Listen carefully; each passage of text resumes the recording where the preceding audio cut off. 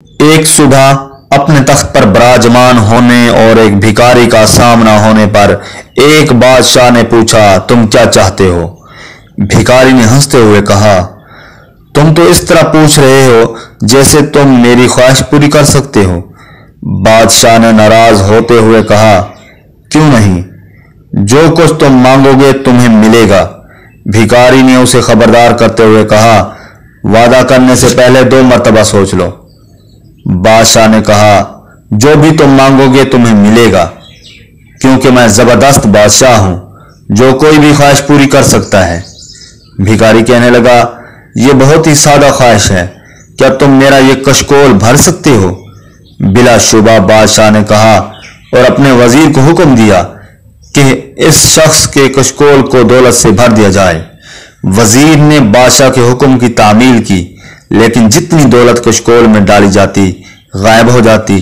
جیسے جیسے وہ زیادہ دولت ڈالتا چلا گیا، اس وقت ہی دولت غائب ہو جاتی۔ بھکاری کا کشکول بدستور خالی تھا۔ یہ بات تمام سلطنت میں پھیل گئی اور ایک بڑا ہجوم وہاں جمع ہو گیا۔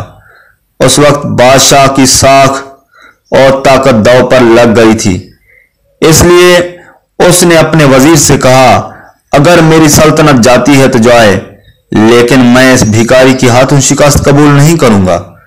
وہ کشکول میں اپنی دولت خالی کرتا گیا، ہیرے، جواہرات اور زمرد وغیرہ اس پر لٹاتا گیا۔ اس کا خزانہ خالی ہونے لگا تھا۔ بالآخر اس وقت جب کہ ہجوم خاموش کھڑا تھا اور خزانہ خالی ہو رہا تھا، بادشاہ بھکاری کے قدموں میں گر پڑا اور اپنی شکست تسلیم کر لی۔ تم جیت گئے ہو، لیکن جانے سے قبل مجھے یہ ضرور بتا دو کہ اس کشکول کا راز کیا ہے؟ بادشاہ نے فقیر سے پوچھا۔ بھکاری نے عاجزی سے جواب دیا، اس میں کوئی راز نہیں، یہ محض انسانی خواہش ہے۔